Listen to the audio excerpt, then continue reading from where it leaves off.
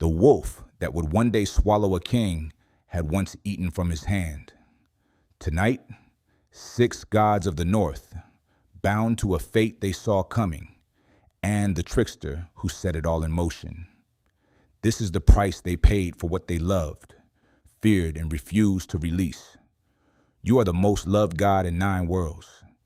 Every blade lowers when you enter a room. Your mother Frigg walked to every stone, every flame, every living thing, and made each one swear a single oath: never harm her son. Only one thing was too small for her to ask: a green sprig on an oak, harmless, forgotten. The other gods turned this into a game. Swords at your chest, arrows at your face. Nothing so much as scratches you, and everyone laughs because you are untouchable. You have to be. Someone is watching who never laughs. Loki finds the one gap Frigg left open, shapes it into a dart small enough for a blind god's palm, and guides that hand toward you. The dart flies true. For the first time in 9 worlds, the gods go silent. A messenger rides to the underworld to beg for your return, and the answer comes back simple: if every living thing weeps for you, you may come home. Almost everything weeps. One voice in a cave refuses. You stay in the cold, waiting for a world that has not ended yet. Your death was never really about you. It was the first proof that no oath, no love, no armor of invincibility could hide what the gods refused to see coming. Like Baldr, he never asked for the role fate gave him. He was blind since birth, brother to the most beloved god in the 9 worlds, and for that alone, history remembers him as a killer. The truth is smaller and colder. That day, unable to join the game, he was offered kindness instead. A weapon placed in his palm, a hand guiding his aim. He never saw the mistletoe or Loki's smile. He only felt his own arm move, guided by someone he trusted toward a brother he loved. When Baldr fell, the world blamed the arrow, then the hand that threw it. No one asked whose hand had guided that hand. Odin fathered a son for one purpose: vengeance grown to manhood in a single day, sent to end the blind god before sunset. He never stood trial. History wrote him down as the killer of light and buried the truth of who had actually pulled the string, because it is easier to blame the hand you can see than the god you cannot. But not every god waited for tragedy to find them. One god walked toward it. You are the god of law, of oaths, of every promise that holds a world together. And you are the only one brave enough to feed a wolf every other god fears. That wolf grows too fast, and the prophecy about him grows faster.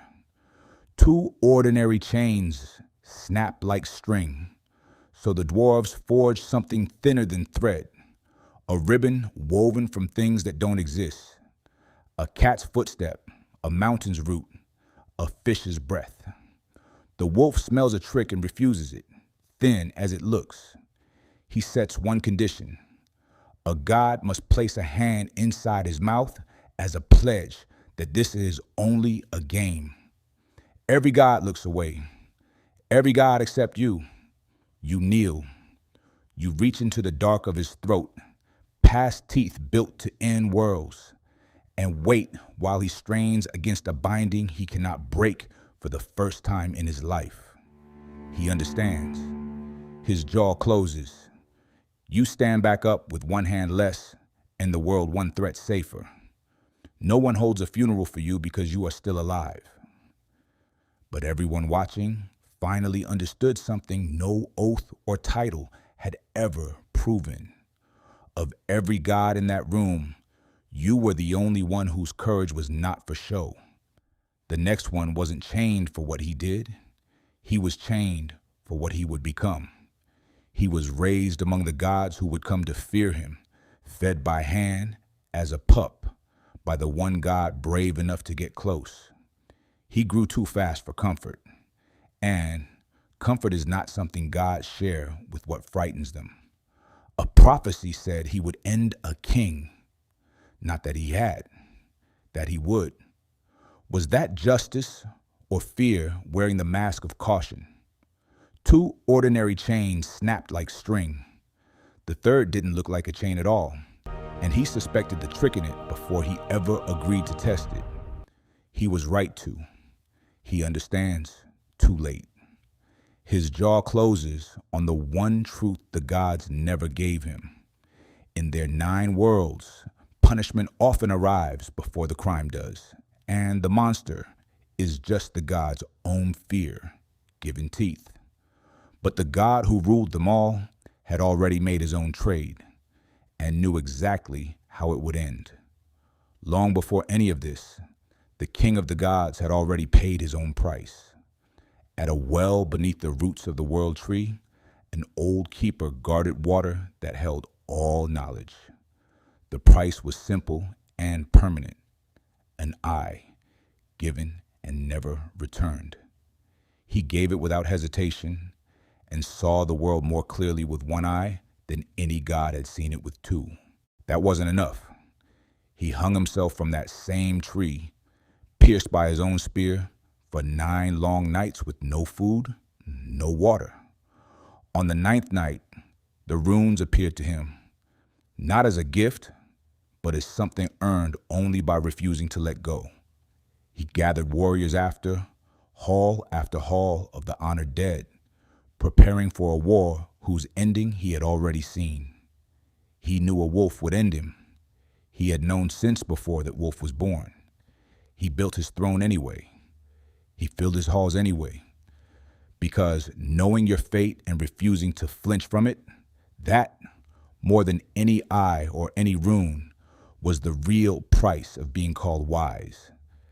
Every one of these gods paid a price Loki forced upon them. Now it was his turn. You set every one of these stories in motion and thought you'd walk away clean. You are the reason Baldr fell, the reason a blind brother carries a name he never earned, the reason a wolf learned what a promise from a god is worth. When the gods finally catch you, there is no mercy left to borrow. They turn one of your sons into a wolf and set him against your other son, and what is left becomes the binding that holds you across 3 cold stones. A serpent hangs above your face, venom falling drop by drop, and only your wife stays to catch it in a bowl until it fills, until she must look away just long enough for the venom to land, and the whole world shakes with what you feel in that moment. This is where you stay. Not forever. Fate has one more use for you yet. When your chains finally break at the end of all things, you will meet the one God who has watched you since the beginning, and neither of you will walk away from that meeting. Every god in this account paid a price for a virtue turned against them. Love, courage, fear, wisdom. You are the only one who pays for something you actually chose. That is what makes your ending, unlike theirs, entirely fair. 6 gods, 6 prices paid. For love, loyalty, fear, and wisdom, plus 1 fate built by his own hand. It was never about what these gods deserved. It was about what fate revealed of who they really were. If you knew your ending, would you still walk toward it? Subscribe. Darker councils wait in other pantheons.